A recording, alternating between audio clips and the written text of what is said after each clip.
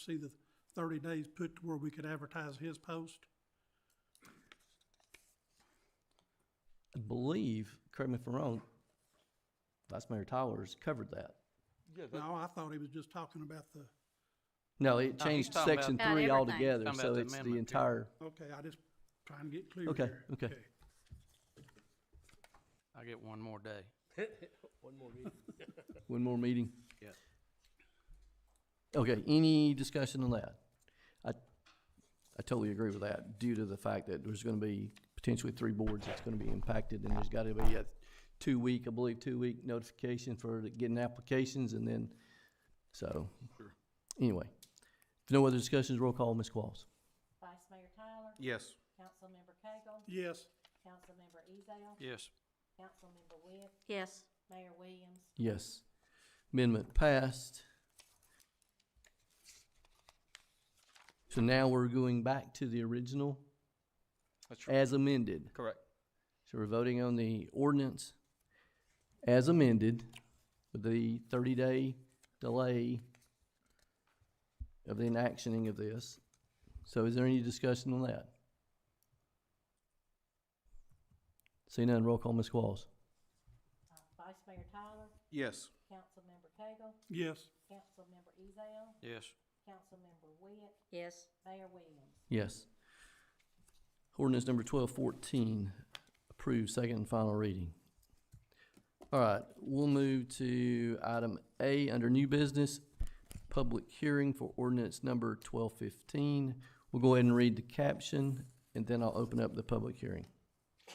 This is the public hearing, ordinance 1215, an ordinance of the East Ridge City Council abandoning a portion of right-of-way within the 3600 block and part of the 3700 block of Old Ringo Road, tax map parcel IDs 168D-F-001, 168D-F-001.01, 168D-F-002, 168D-J-031, 168D-J-032, 168D-J-033, 168D-J-034, and 168D-J-037. Thank you, sir. I will open up this public hearing. Mr. Howell, do you want to open us up with details and background? Yes, Mayor.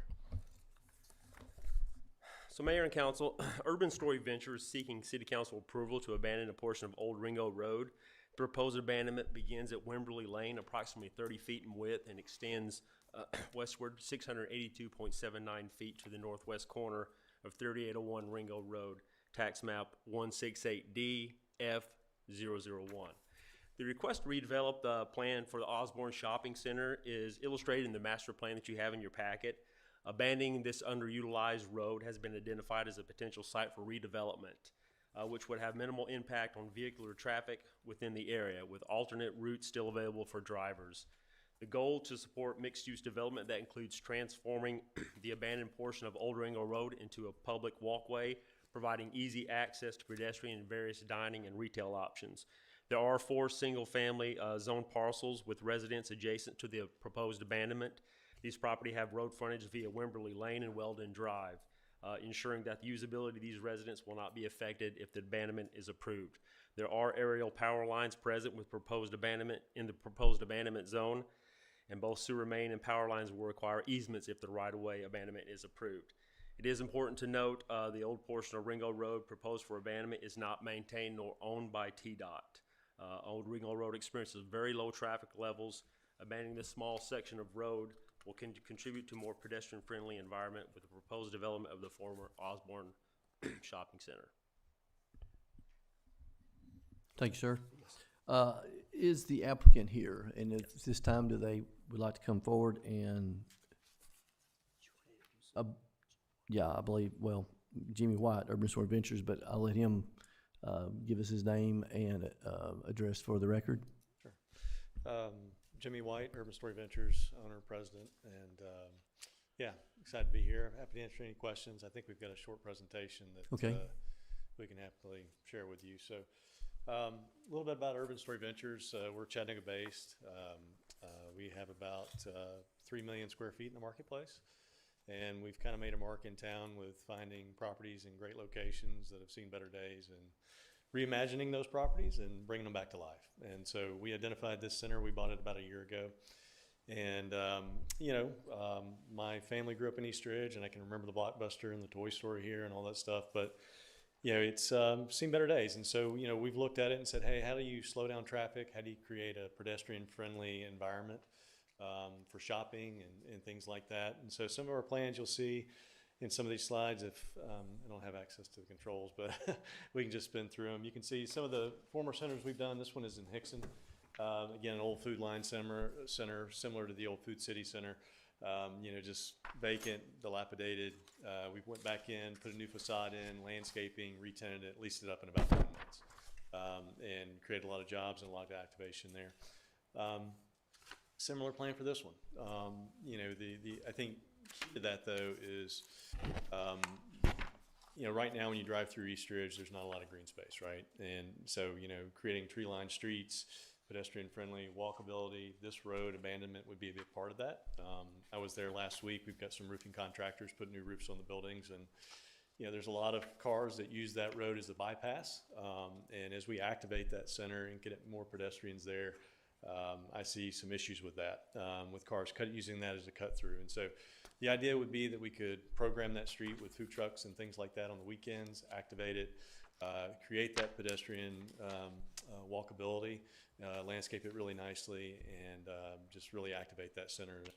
It hasn't been done in a very long time. I think he's going through, there's a site plan.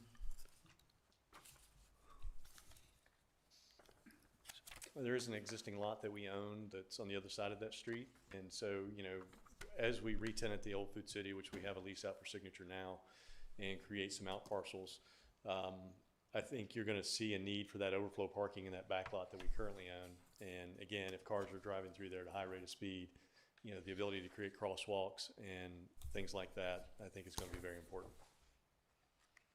Thanks, sir. Anything else?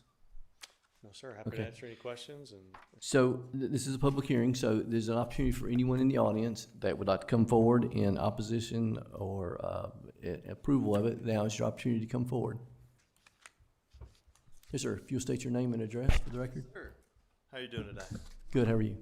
Doing well. I'm Tanner Eaton. My address is 4128 Briar Street, and I'm here representing ownership on 3638 Weldon Drive.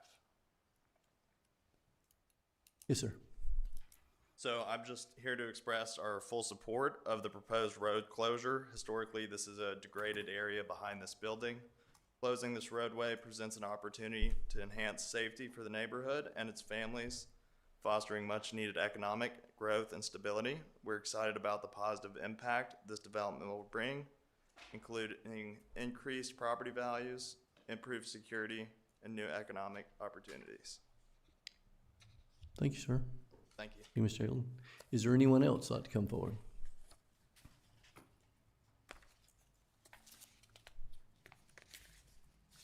All right, anything in closing, sir, you liked? Nope? All right. Then I will close this public hearing, and then we'll move into item B, which is the actual ordinance 1215. You'll get to read it again. Ordinance 1215, an ordinance of the East Ridge City Council abandoning a portion of right-of-way within the 3600 block and part of the 3700 block of Old Ringo Road, tax map parcel IDs 168D-F-001, 168D-F-001.01, 168D-F-002, 168D-J-031, 168D-J-032, 168D-J-033, 168D-J-034, and 168D-J-037. Thank you again, sir. This is the first reading. So council, I'll entertain a motion for ordinance number 1215. I make a motion to approve ordinance number 1215. Second. Have a motion to approve by Councilmember Witt and a second by Vice Mayor Tyler. Do we have any discussion? Yes, sir. Yes, sir. Is it my understanding to close that road, they actually have to buy that road and they only can buy 15 feet of it and they have to buy the other side from the backyards of the neighbors? So yeah, let's let the expert. So, Councilman Ezell, so yes, once that road's abandoned, 30-foot width, right away, 15-foot would go to, Urban Stories and the other 15-foot would go to the adjacent property owners. Okay. So they would have to come and buy the other side of the road from the neighbors' backyards? The other 15 feet of Yes. those 4 properties. Correct. Yes, sir. To Is there gonna utilize be an it. issue if 2 out of 4 don't sell? I mean, I'm just curious. potentially an issue of whether or not the property off of the corner, I think it's Weldon and Ringo Road, the old Ringo Road, if they wanted to close and the others were wanting their portion of that 15 to stay open, but That'd be Wimberley. It's Wimberley. Wimberley above- Wimberley. Yeah, Weldon's on top, Wimberley That's is. right, remember, yeah. So it would be, yeah, I mean, potentially, but the issue would also be you're now traversing across other tracts of property, so they would have to get their own easements anyway. If the middle tract wanted to allow down what would be more of the east side, would have to get an easement agreement for that property to have the 15-foot or whatever that is, 20 feet, whatever the width is. But as far as for the Urban Story, that portion of the road, they have full control to prohibit any traffic on that as they deem fit. But as far as property owners working out what they want to do on that northern portion, that'd be between them on how they want to work that out. Any other question? I'm just curious, did anybody talk to those owners and tell them what you're gonna do? So, Mr. yes, White? the owners, they were notified, Okay. That's the planning commission. and they were notified of this meeting as well. Yeah, both. Mhm. Do you have a Yes, question, sir? Yes, sir, sure do. What is gonna be the main purpose of abandoning this road? What is it gonna be used for? I believe that was mentioned earlier, but we'll be glad to have Mr. White come back. Sure. So the main purpose would be activation, right? I think right now it's just a pass-through lane. So, I mean, if you've got red lights on either old Ringo Road, a lot of the cars I've seen will do a cut-through and go around that way. We've also seen a lot of cars dumping things, trash, things like that behind the old Food City. I think the main use of it would be activation, pedestrian-friendly crosswalks, things like that, landscaping, and then we see it as an activation opportunity, similar to what we've done at Osborne I'm getting confused, Osborne Office Park that we own, where we have food trucks on Fridays and things like that. Vendors come and, with all the jobs and everything, people can get food and shop and so on. I think there's a real opportunity to do that given that stretch of road and where it's located right in the middle of East Ridge. So you've got a lot of activation along the interstate. There's not a lot of activation happening on this side of East Ridge right now. And I think, although be it a small stretch of road, I think you can make a big impact with that. So what kind of shops are gonna be put back there to be shopping? Well, on the road specifically, there wouldn't be, stationary shops. I'm thinking more like food truck alleys and things like that. You see in downtown Chattanooga where you see the First Tennessee Pavilion, you have vendors come on the weekends, those kind of things. I think it's more creating goodwill in the community along the shopping center and those kind of things. So is this gonna be allowed to where they can go from food truck to food truck? Is alcohol gonna be served from the food trucks? Oh, no, sir, we haven't gotten anywhere close to Well, thinking about that. but- That's, Sure, that's a great question, and again, I think that would not be the intent. I would not imagine open containers and things like that. I mean, that'd probably be a violation of some city ordinance or something, and so I'm thinking more family-friendly. Again, when you drive through East Ridge right now, especially that section of East Ridge, there's about 13 acres of land there. So our plans are to demo some of the existing buildings that have seen better days, create new out parcels, retrofit most of the buildings there, and then activate the shopping center so that, you know, people can get out and have a good time and shop and those kind of, you know, the things like that. We've got a back parking lot right now that's totally separated from the rest of the center that, you know, quite frankly, once all the shops come in that we're currently in discussions with in the main center, I'm fearful that there can be some issues with, you know, pedestrians crossing back and forth between those parking lots and cars driving through there at a high rate of speed. But no, on the weekends, picture food trucks, picture, you know, the First Tennessee Pavilion in downtown, you know, clothing vendors, things like that. Not necessarily alcohol. Kind of like an outdoor yard sale. Higher end. Well, Yes, sir. Artists, food trucks, again, the you know, market. like a market, Yeah. yes. And I think it's, you know, again, you would advertise it, and again, I think it would be just really cool activation for that area to It's start actually getting just gonna be for the weekends. Yes, sir. That would be the intent.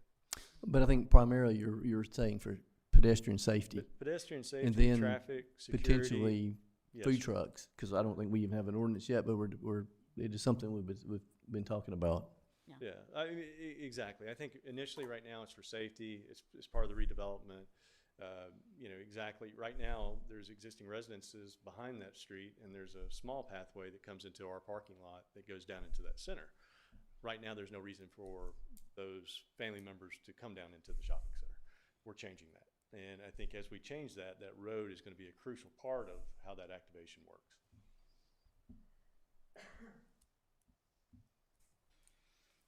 Any other questions? Yeah, I'm sitting here contemplating.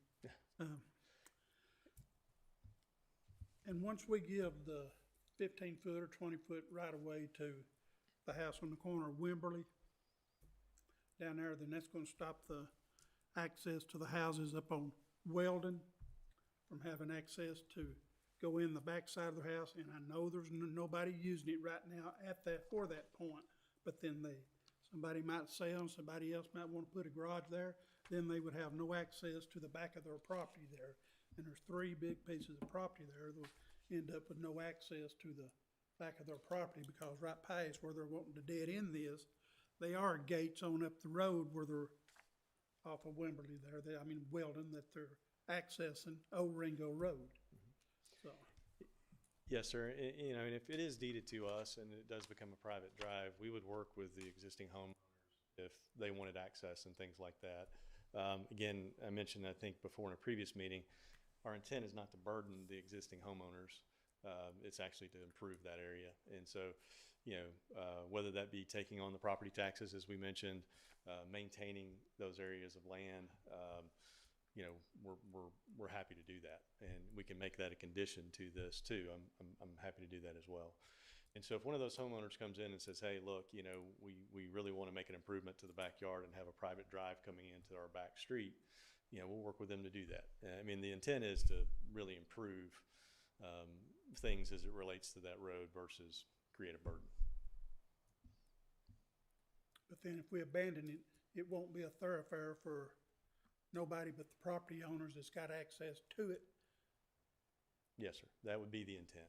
That would be the intent. Yes, sir. Okay. Well, I kind of think we're putting the cart in front of the horse here, because I think we need to vote on the food trucks before we abandon the road to allow the food trucks. Well, again, the Food primary, truck- I think, and don't put words in your mouth, is pedestrian safety. Pedestrian safety, yeah, yes, sir, and security. I mean, when we bought the Food City, it had been broken into multiple times, stripped of copper, things like that. That area's again, I think shutting down that traffic, you know, it's not very visible, that back road, and the access behind those buildings, we've had multiple people try to break in and things like that. And so, again, I think having the ability to control that, improve it, put new lighting, things like that. The food trucks is just I think a little outside the box. That's just an idea I had that maybe someday in the future we could use. Current use, and of course, if we needed to, we could come back in and get additional approvers at a later date for that. My initial intent is just to create more pedestrian friendly, better traffic flow, and security. So if we abandon this road, so this road will be part of the Board of Regions, correct? Yes. It will be, okay. So we Well, we'd have yeah. to look at the map. The border region is not dictated on whether or not you abandon the road. If that tract is in the border region, it's in. I just don't know, I don't have the map here to know whether or not, for example, the old Ringo Road property that East Ridge Shopping Center owns on the north side of Wimberley, the tract that's 031, I do not know if it's in the border region right now. And I thought y'all said it was at the last council meeting, the parking lot. I just said I don't know. Yeah. That If you look- parking lot is, but I Yes. thought your specific question Yes. was the road No road. gonna be Yeah, that's in the what- border region? That is it. You have, Which- if you look at the pictorial that I handed out to it, you've got that parking lot, which is in the rear of 2A. That is in the border region. Now, 1, and the parking lot to the east of 1 is not in the border region. We took that out of the border region to take the credits and go across the street, and we used that for The Food City. baseline. We did an exchange. So the parking lot, building 1, where Subway is, and where the old Food City was, and that parking lot to the east is not in the border region, but that parking lot in the back is. Where it says future development. Yes, sir. Yeah. Now, how about Old Ringo Road from there down to Wimberley? Is Old Ringo Road in the border regions? I would think that, I would- I would think that it is the I believe 15 it foot is. because it would become property it would become the same property as the buildings. It's just, they're extending the lots 15 more feet, shall we say.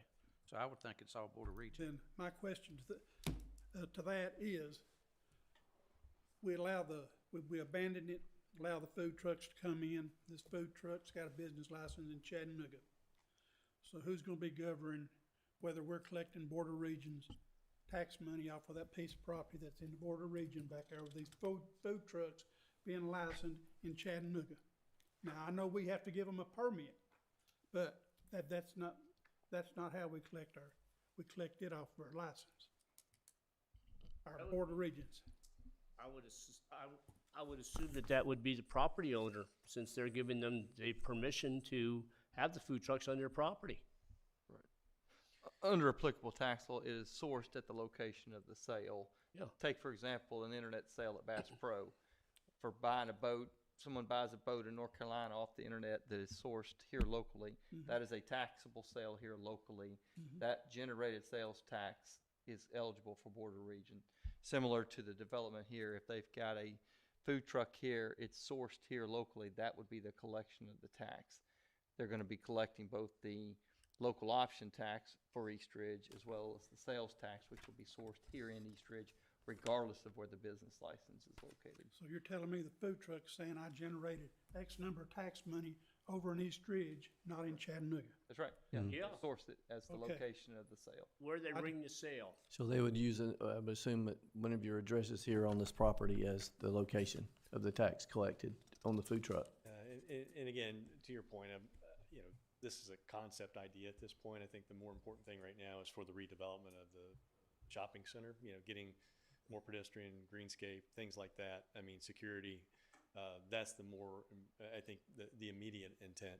Long-term, yes, sir, I think that would be good activation. Things like food trucks, things like vendors, shopping experiences, even having movies on the lawn kind of in the weekend kind of thing, right?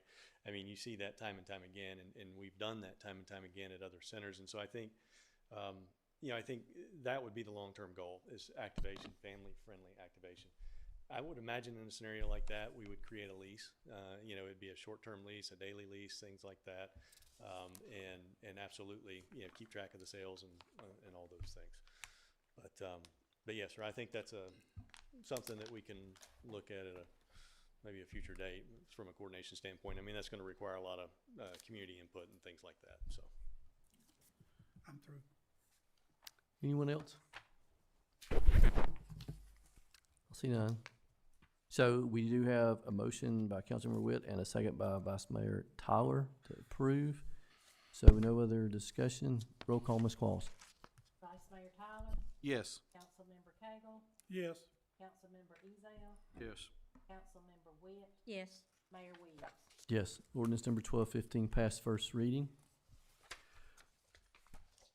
We'll move to item C, resolution number 3646.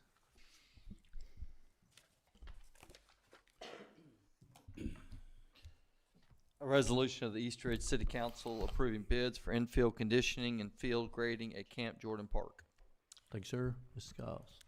Yes, Mayor and Council. The Parks and Rec Department ran advertisements for 30 days seeking bids for our infield conditioning and field gradings for fields 9 through 12. On January 15th, we opened sealed bids and received only one bid from River City Athletics for $22,800. We are seeking council's approval to award the bid to River City Athletics, and this was a project that was in our budget for this year. Thank you, ma'am. Council, I'll entertain a motion for resolution number 3646. Make a motion to approve resolution 3646. Second. Have a motion to approve by Vice Mayor Tyler and a second by Councilmember Witt. Do we have any discussion? I see none. Roll call, Ms. Qualls. Vice Mayor Tyler, Yes. Councilmember Cagle, Yes. Councilmember Ezell, Yes. Councilmember Witt, Yes. Mayor Williams. Yes. Resolution number 3646 approved. We'll move to item D, resolution number 3647. A resolution of the East Ridge City Council to allow East Ridge High School and East Ridge Middle School to use athletic fields at Camp Jordan Park and waive the fees for such usage. Yes, Mayor and Mm. Council. East Ridge High School and Middle School have reached out to us requesting use of the soccer, our baseball, and our softball fields at Camp Jordan for this spring and fall. They are asking City Council to waive the associated fees for the rental fees. Historically, the city has waived and permitted them to use the fields at no cost.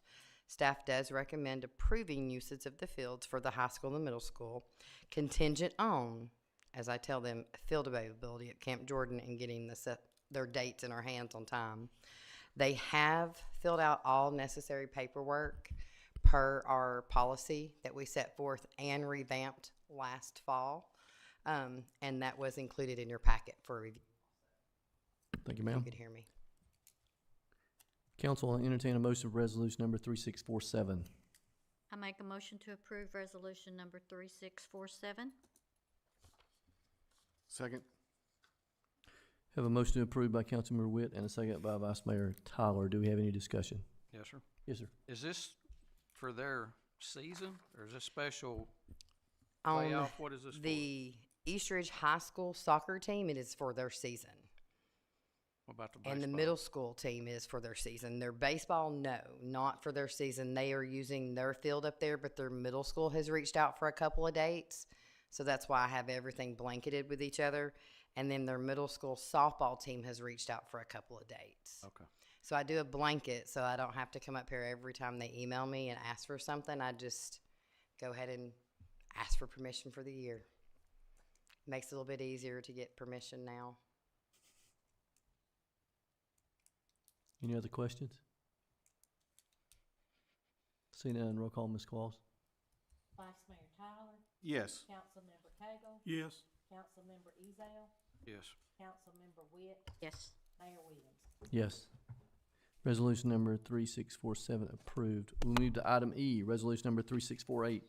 A resolution of the East Ridge City Council authorizing the mayor to enter into an easement agreement with Park Ridge Medical Center, Inc.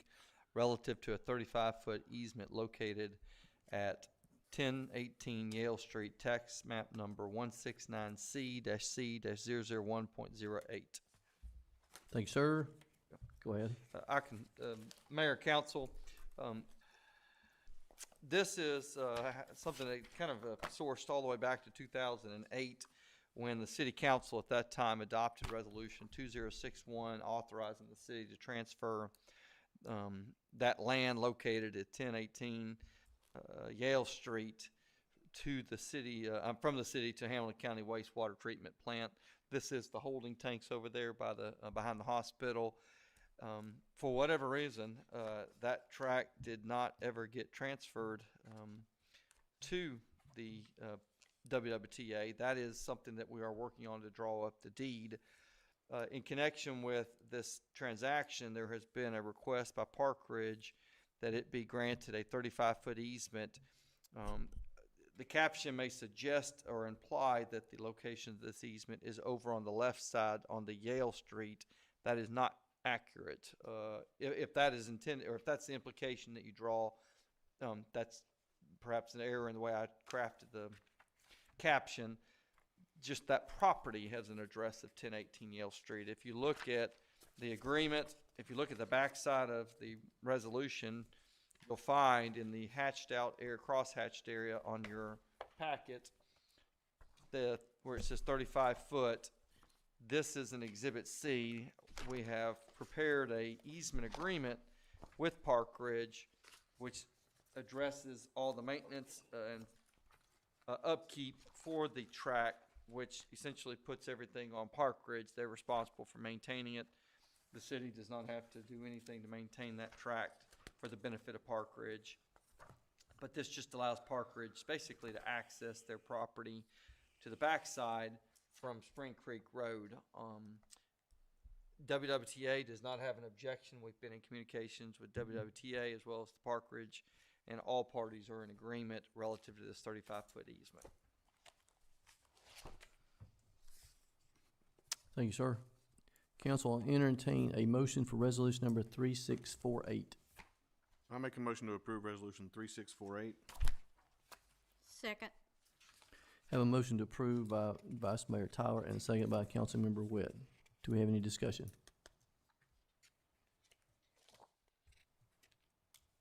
I see none. Roll call, Ms. Qualls.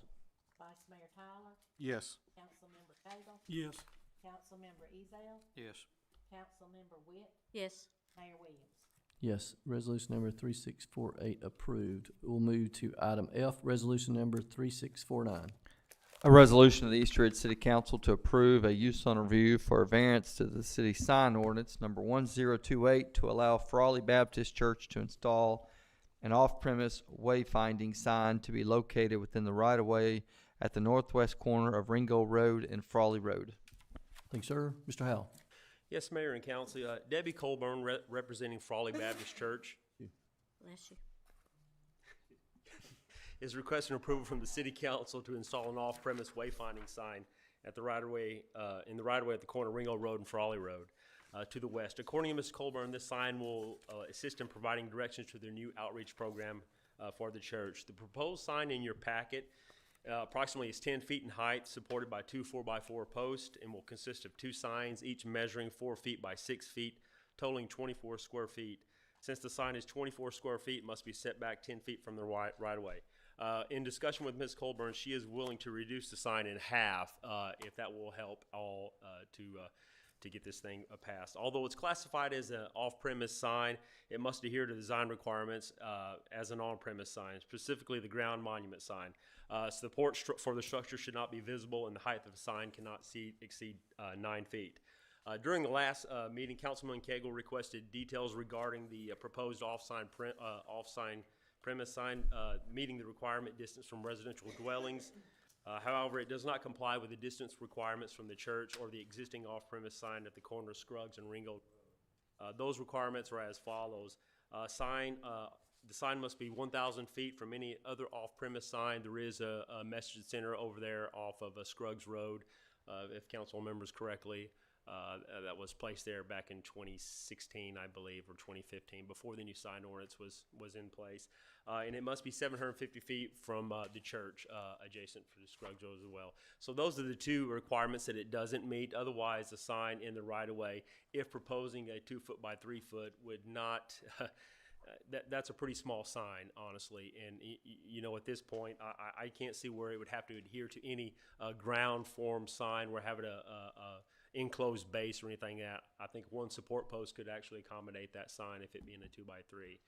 If not, and it does require two support posts, then I would suggest City Council make it to a point where it is a ground sign and you can't see any supporting post on that, and to reduce it down to 9 feet. Thank you, sir. Council, I'll entertain a motion regarding resolution number 3649. I make a motion to approve, 3649, but I also had a problem with how large the sign was, and them willing to come down is something that I would like to see happen. So I got a question too, but I Yeah. guess we gotta get through this Right. motion first. So I make a that- motion to approve with the sign being, smaller than what we were told. I'll second the motion with the sign reduction. So is that, Excuse me? is that gonna be an amendment after the fact? You Yeah, wanna make a motion first, yeah. and then. Then we can make the amendment to amend the motion. sign, size. Then So amend, so I make a motion to approve 3649. You're making a motion to approve, and you're Second. seconding it. Okay. All right, we got that. Now, Now any discussion? okay, I'd like to make an amendment that we reduce the size of the sign. What? Two. What did you just say? I think, Ms. Colbert, would you like to step up, or are you good? She, is agreeable to a 2-foot by 3-foot sign. Now, if this, like I said, if this sign cannot, if one post can accommodate this sign, she'd have to have 2 posts on it, and the sign can not be higher than 9 feet, and then the posts themselves would have to be covered, so. I agree to that. That's your amendment.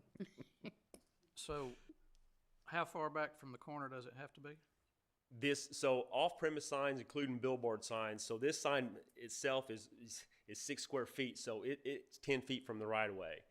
And I'd like to add one more thing. I did contact WWT on this, and they do have 20-foot easements on their sewer line, so from the center of that sewer line, 10 foot off, they need to stay at least that. Some reason 25 foot from an intersection was in my head. That's the only reason why I was asking that question. So- Only 10 feet. I've got an amendment motion, but I don't have a second. oh, second. Okay. Now discussion. Oh, okay, sorry. It's okay. Any other discussion? Any other It's questions? okay. Yes, sir. Okay. I appreciate Mr. Howe getting these dimensions for me here. And since we've got 2 that's not, requirement, not in the, in other words, illegal. I'd like to, if we could, go ahead and, figure out some way to put it in here that we allow the variance for the 2 dimensions. Because it's supposed to be what, Mr. Howe, 1,000 foot or 2,000 foot from the church? 750 feet to the Alright. church from an And here we off-premise. got 185, That is correct. so we need to, Grant those 2 variances conditions to the motion. Is that what Right. you're looking at? because the other 3 are right. That is correct. Okay. That's fine. Do we need a second on that? To So amend the we amendment. Yeah. Do we need to action on this one, and then we can amend? Or you can have, Councilwoman Witz is to limit the sign. Not Correct. have it as large as what we were. Yeah. 2 by 3. Councilman Cagles is not really related to this issue. No, mine is related to the distance, Right. for the illegal distance.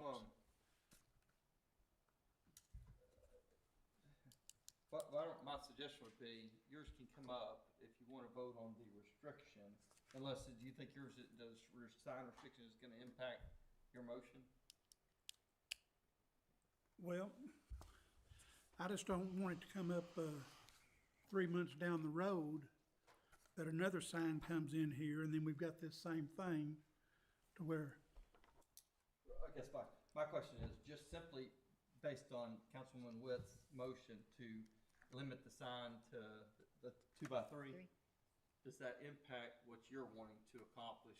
no, relative- right. no, hers So- don't. My suggestion would be, since we have an outstanding motion right now, which is really to amend the previous one, let's decide this one first, and then we can go and, this would be basically what it's gonna be coined as amendment number 1, Monday width.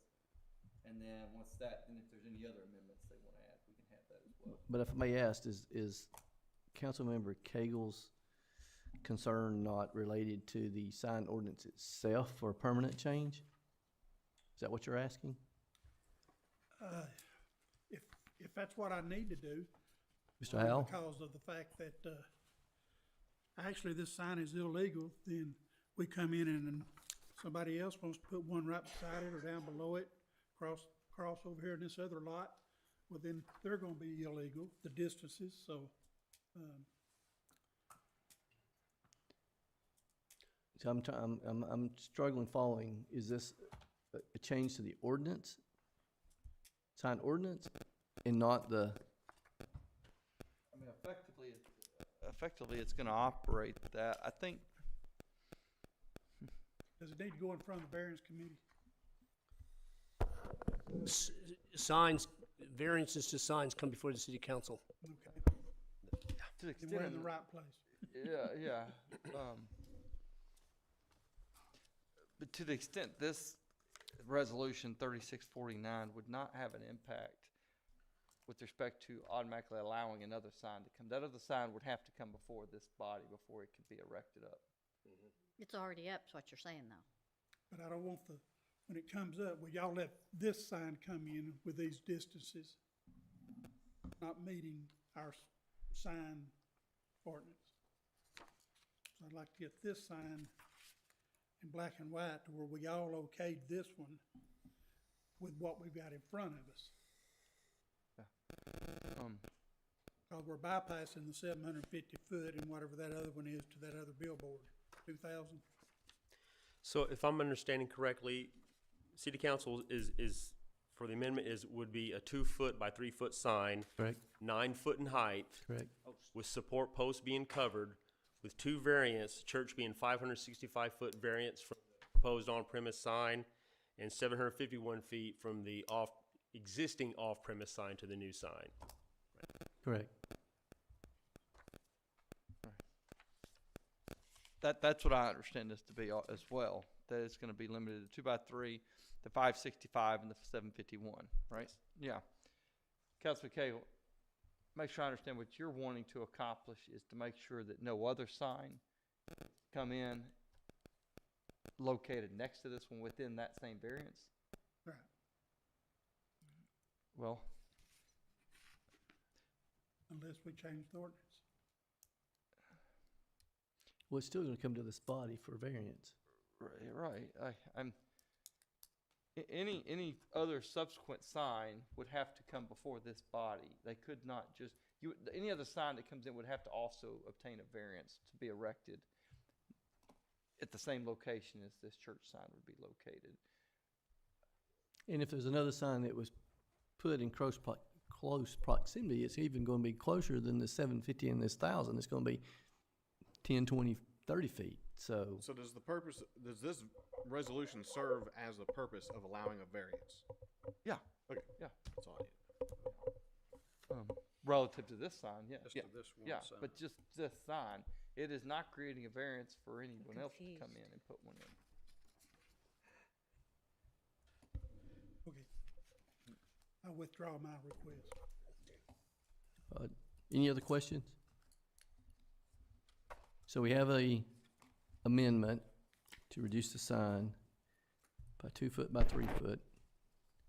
Keep me honest here, 9 foot, 9 foot, yes, 9 foot post, 9 All- foot max height. enclosed, or how did you, Support posts will have to be enclosed, yes, which also includes the variance for those two. for the church and the existing off-premise sign. Yep. That's So correct. we're voting on that amendment first. He withdrew his. No, we're on yours. Oh, okay. On yours, you made the amendment to Well, right, reduce the but I thought size. he said. No, he withdrew his. Okay. Roll call, Ms. Claus. Vice Mayor Tyler, Yes. Councilmember Cagle, Yes. Councilmember Ezell, Yes. Councilmember Witt, Yes. Mayor Williams. Yes. So amendments passed. So now we're voting on resolution number 3649 as amended. Any questions? Roll call, Ms. Claus. Vice Mayor Tyler, Yes. Councilmember Cagle, Yes. Councilmember Ezell, Yes. Councilmember Witt, Yes. Mayor Williams. Yes, resolution number 3649 approved as amended. We'll move to item G, resolution number 3650.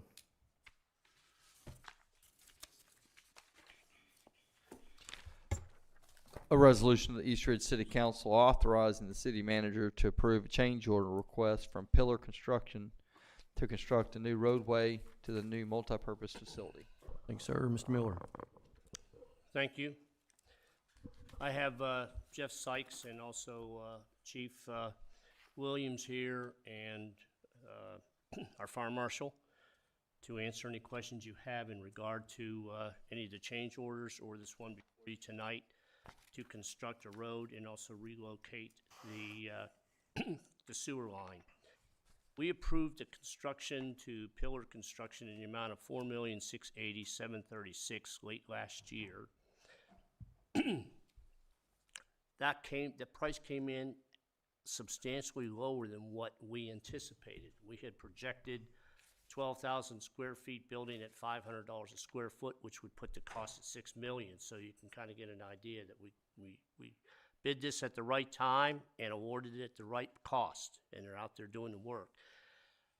We also added to that $4.680 million, $400,000 to add at a total cost of $5,080,736, not to exceed, so we could keep this project moving forward. To date, the city has financed 5 change orders in the amount of $154,334.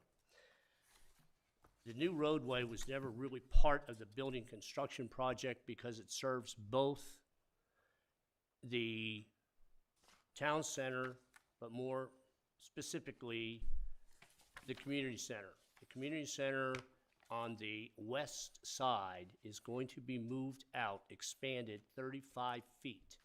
When you expand the west side of the community center, the rear of it out 35 feet, you're actually encroaching into the existing roadway.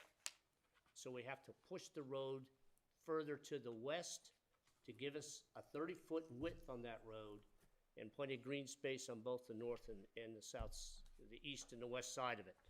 So that's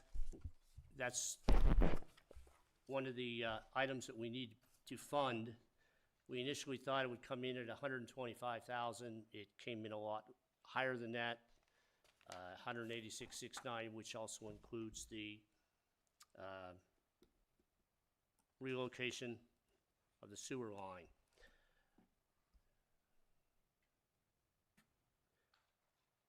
Okay, looking at where this money would come from, when we actually took out the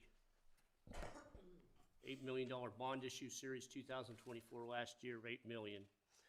We had $1.5 million associated with projects out at Camp Jordan, which included field lights, replacement roof compressors, interior restroom restorations, which we're doing right now.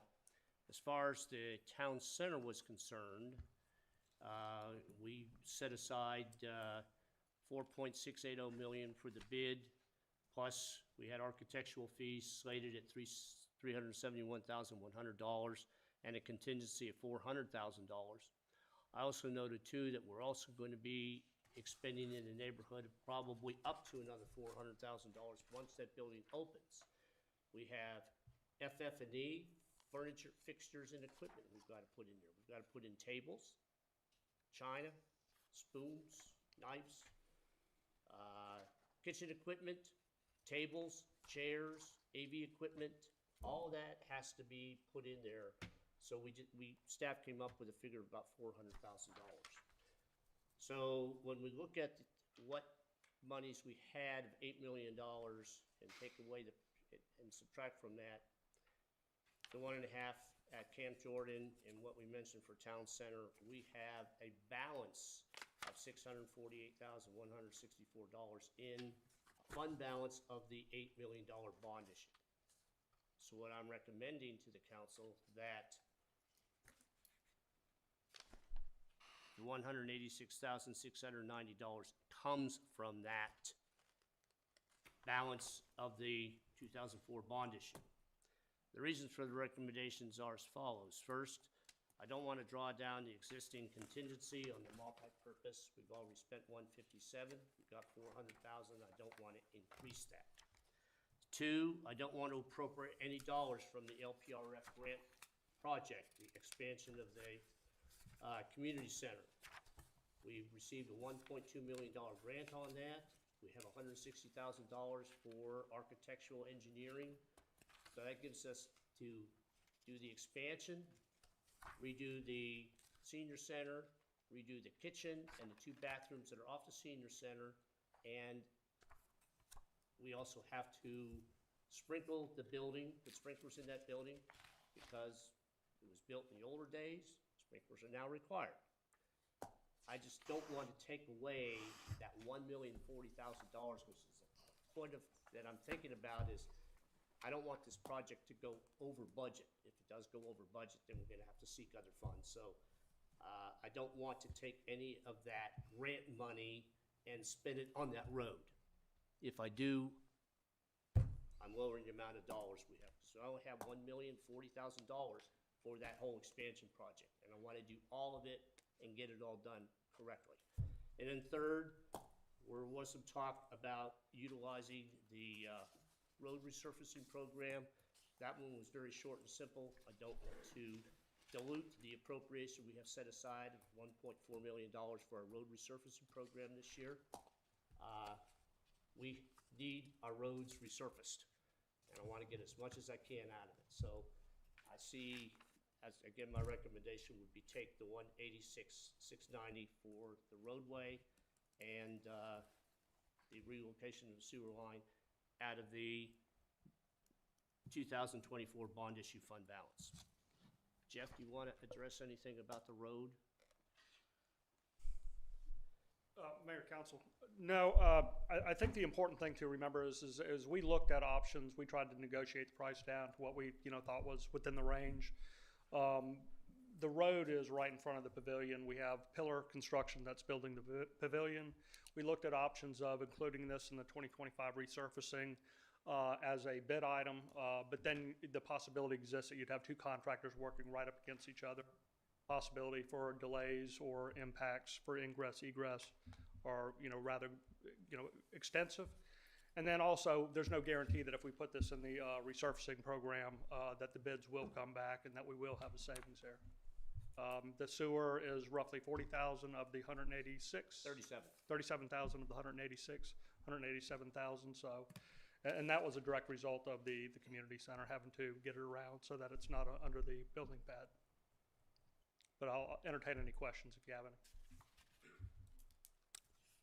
So let me get council in on this. So council, I'll entertain a motion for resolution number 3650.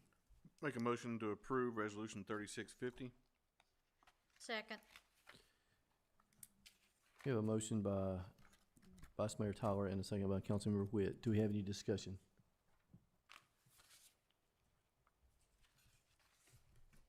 See none. Roll call, Ms. Qualls. Vice Mayor Tyler, Yes. Councilmember Cagle, Yes. Councilmember Ezell, Yes. Councilmember Witt, Yes. Mayor Williams. Yes, resolution number 3650 approved. That's the last item on the agenda, the regular agenda, so we'll move to item H, discussion of the tentative agenda for February 27th, 2025. First item on that will be unnumbered ordinance, amend ordinance 1093, the 2018 International Energy Conservation Code. Mr. Howell. Yes, Mayor and Council. So finally, the state of Tennessee has adopted or are in the process of adopting some codes. Particularly the 2021s will be coming on board, but they did adopt the 2018 codes finally. And the city of East Ridge is a little bit more strict than what the state has adopted. So basically what we're doing is amending the 2018 International Conservation Code in the IRC to lower the fenestration and the insulations to the 2009, which the state has adopted. So that way it won't be more stringent than what the state has adopted. So that's what we're looking at. Thanks, sir. Council, any questions? I see none. The next item is unnumbered resolution, approved contract for auditors for fiscal year 2025 audit. Ms. Qualls? It's that time again. We have to get the contract to the state so they can approve it, and they like to have it by the end of March. They want to make sure all the cities are lined up. Feels like we just got done. It's a vicious circle. It is. Council, any questions? I see none. The next item is unnumbered resolution, the development agreement for BKW Properties LLC. Yes, we have BKW Properties LLC intends to develop a first-class reputable restaurant within the Border Region District. Specifically, we're looking at 6521 Ringgold Road, which is formerly Wally's Restaurant. Their development agreement goes before the Industrial Development Board on Thursday, February 20th, 2025, and if it is approved, it will proceed before the City Council at the February 27th regular business meeting. Thank you, sir. Council, any questions? I hear none. Next item is discussion of food truck ordinance. Mr. Miller? Okay, this was, Councilwoman Yonde Witt brought this up at the last council, well, 2 council meetings ago in regard to mobile food trucks. Asked that we make it available to all members of the council, which we did, and I guess we need to decide what we want to do on this. The way this mobile food truck is written today in your packet, it says that the operation of a mobile food vehicle on private property within office, commercial, industrial, and mixed-use zoning districts as described in the city zoning code with written permission from the property owner. That means that any commercial, office, or industrial zone, if they go through the process of obtaining a permit, they can set up their food truck. I don't think that's what we're really looking for here. I guess I'm trying to get would like to get some input from the city.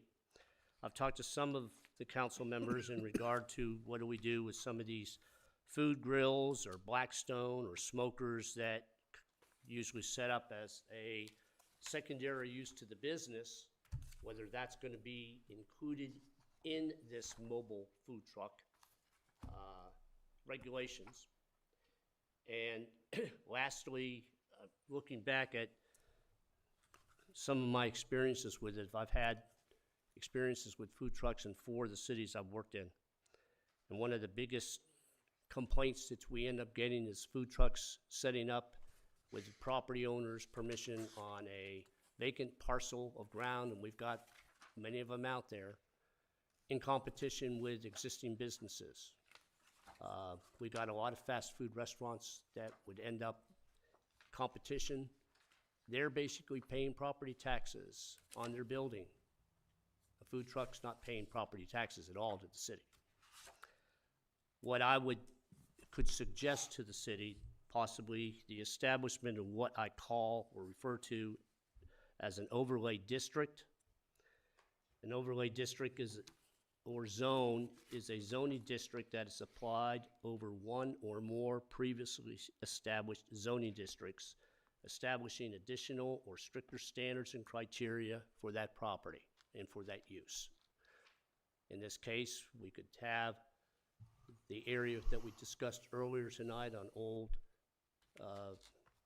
Ringgold Road, designated that an overlay district for trucks, for mobile food trucks, and then any other areas of the city that you wanted to designate. So a food truck would only be able to operate within that overlay district that has been established by the council. If an applicant wants to add an overlay district on properties, they would have to file an application for rezoning, because an overlay district goes through the same process as what a rezoning application would go through. So I guess I'm throwing some stuff out, but I need some input from the council on what you want to do, because right now we don't allow food trucks in our city, operating in our city. This ordinance, as long as they go through the permit process and get the approval from the property owner, they can operate a food truck anywhere in a commercial or office zone. I don't think, from some of my discussions with the council members, I don't think that's what you're looking at, but I might be wrong. So, going by what you're saying, let's say there's a store out here that has a kitchen that sells food. They cook it inside the store and sell it. Yep. They need more space, so they want to put a trailer. It's just gonna set to the side, and they're gonna cook it in that trailer and move their kitchen out there. Right. That would not apply to this, if I understand it. Correct. Correct, it would not. It would be kind of an ancillary use to an existing business. Okay. That's, I agree with you totally. A food truck basically is defined as being able to drive from one place to another place. Right. Put the brakes on, open up their doors and sell.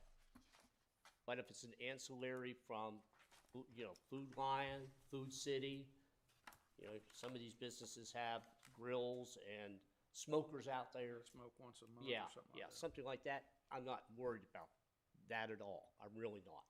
I'm worried more about these trucks with four wheels setting up on a vacant lot.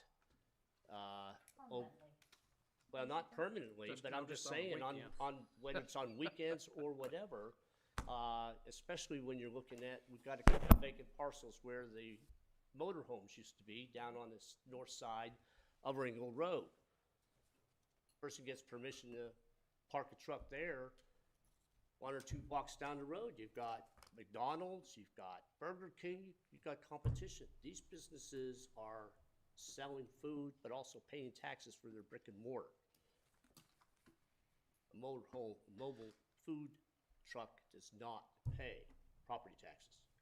Yeah, and to go back to Councilman Cagle's discussion about food truck sales and the taxes collected, I don't believe that they're paying taxes based on their location. I think he was correct in that they are paying taxes based off of where their business licenses are.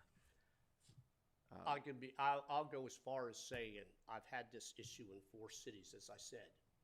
I would say a good high percentage of those that sell aren't collecting state sales tax. Because I can tell you how many of them I have put out of business in Leavenworth, Oakland Park, College Park, yes. Sure, yeah, just like cash-only businesses. right, yeah. Exactly, exactly. Yeah, that would kind of be my concern, is that we want to, I mean, it's particularly to the property over there, is we would like to capture this sales tax for the border region.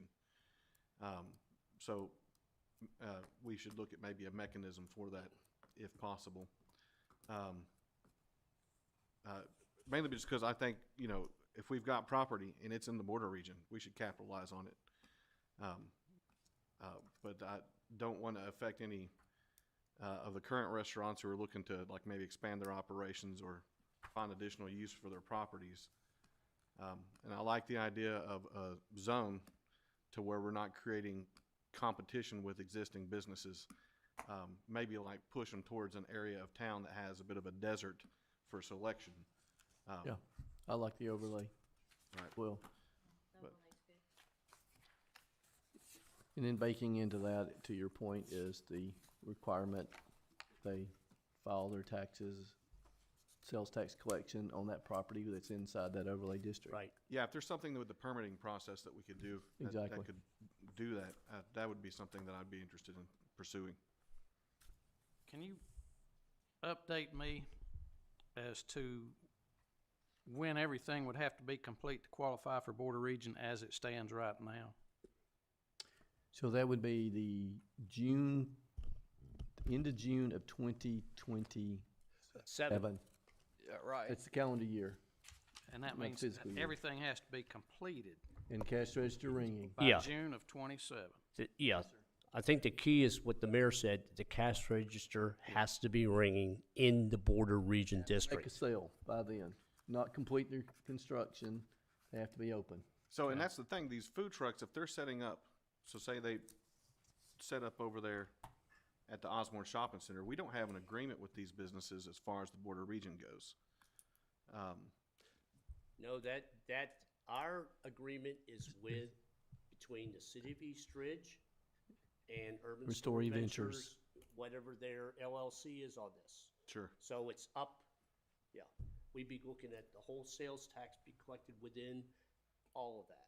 Okay, that It'd be makes a little reported- sense. The whole development. It'd be reported back from the state, and then it would be distributed based upon the development agreement between Urban Stories Ventures and City of East Ridge. Could be a sales tax reporting requirement for any food Oh, truck he would definitely want activity in these zones.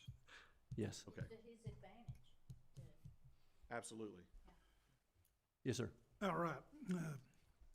I'm noticing back here where it says the permit fee, location-specific mobile food permit is $200 per property per year.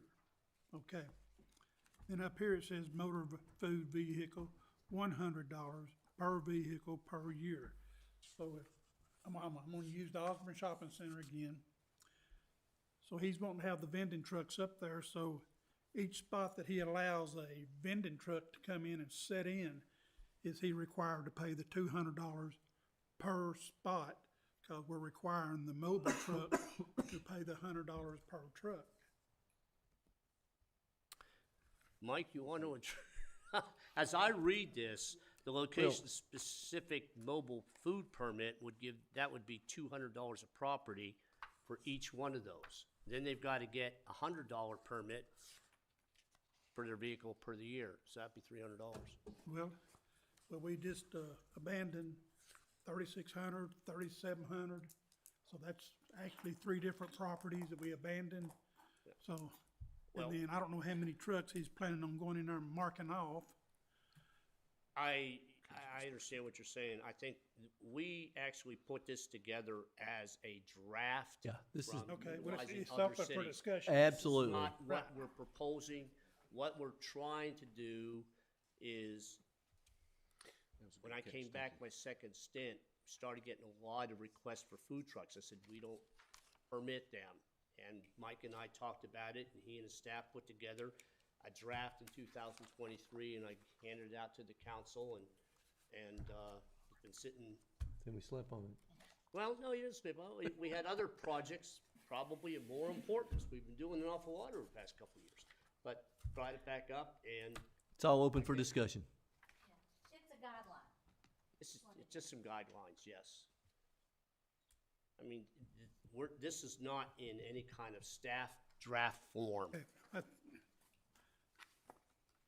See, if you wanted to go with an overlay district, we would develop this whole concept around an overlay district. And we would have a clause in there that basically says it would only include food trucks defined as this, so that we wouldn't have any other businesses in the city that want to add an outside grill or something on that line, what Councilman Ezell talked about, that would be excluded from this. Can you draft an overlay thing for us to review Yes. along with? Yes, that's why I'm Okay. kind of. If that's the direction the council wants, then he can do that. Okay, another thing is, I noticed in here where it said all vending trucks are required to have a bathroom for employees when they're on the premises longer than 3 hours. I have never seen a vending truck with a bathroom, or I know they have a sink in there to wash their hands, but they don't have a bathroom. That's where the porta john comes in. Well, that was my next question. Who would be responsible for the porta potty? Are there gonna be restrooms? Well, I we mean, didn't, we haven't got discussion. that far yet on this, you know. I think your That's what your this is, question is, discussion. do you want to go with a mobile vending ordinance, or do you want to do an overlay district That over? allows for. I think that's the mobile main home. question, to give him direction to move Yeah. forward, and then we can iron out the little porty pot issues and questions. I would like for us to have the overlay to review and go over and see how we feel about it. We've got this to look at, so. This only gives us some. I would agree. I like the overlay Well, district. I've looked at it and I've marked it, so. You've done your due diligence. So, direction? We heard comments from two. Mike, do you think we have enough to put something, you and I put something together? Absolutely. Okay. Everyone good with reviewing an overlay district? Got a thumbs up? Head nod? See, we would call this a mobile home, mobile food truck overlay district.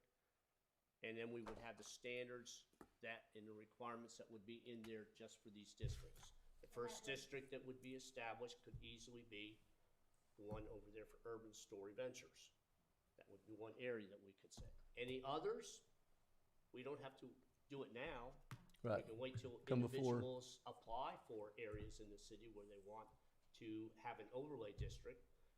If it was somewhere that was close to exit one, we go thumbs down, because we don't want that competition. But if it's somewhere out west, towards the tunnels, We need it. there may be justification to say, hey, that sounds like a good idea, let's do an overlay district here and allow them to come in. And whatever we come up with needs to allow for grand openings and different things for these food trucks come in for. Yeah, I think we need to put something in there for special events, because we do have, at times, businesses having a special opening, grand opening event, that they wanna bring a food truck in and have coffee, donuts, or sandwiches, or whatever. It would be the same with, having your own event. Yes. Yes. When you're running for office and you wanna have it, just a permit day, Yeah, exactly. just a Yep. permit day. All right. Any other discussion on food trucks? But I'd like to throw in the canteen trucks. That's the ones that drive around from business to business at lunchtime and sell stuff. I thought we had something for it, but according to this, we don't. It's because it's included in this. Right. Yeah, The roach coach? yeah, that's, well, what are we gonna call them? Is that what you call it? That's what we That's what I call used to 'em. call them when I worked at the motorcycle shop. Okay. As of right now, I don't even think they're allowed to sell in East Ridge. I've not seen No. any in East Ridge. No. They are. Well, they used to be out here, They still are. because they used to come to the garage. Go to East Ridge Alignment. Council, any other discussion? Yes, sir. Go ahead. I may have opened up a can of worms here with the food trucks, but we effectively call these in the retail world pop-up projects, right? So you have tenants that like to come in and they're not fully committed to opening a store quite yet, but they want to come on the weekend and test out the market. And so you see that at the First Tennessee Pavilion in downtown. You know, vendors will come in, set up shop. You've seen it with Chick-fil-A downtown. You know, they'll try a corner here, see how they like it, and then they'll make a decision, right? So you have a lot of retailers that aren't that are in Hickson, Gun Barrel Road, that aren't necessarily here yet, that would maybe like to be here. And so it's a good opportunity for them to come here. It's not just food trucks, it's clothing retailers, it's jewelers, it's you know, different vendors like that. And so, but it's really cool activation. It's a great opportunity to expose them to the market and again, get people exposed to their brands and you know, so and I totally agree with everything that you've said today. There needs to be regulation on it and things like that. And again, this wouldn't be a permanent thing. This would be like a, hey, once a month or every second Friday or something like that. And it would, again, just get the community involved, get them excited about the renovations that are happening. And again, get them walkable, get them, you know, walking in from the neighborhoods to the retail shops again. And that only helps the existing retail tenants too.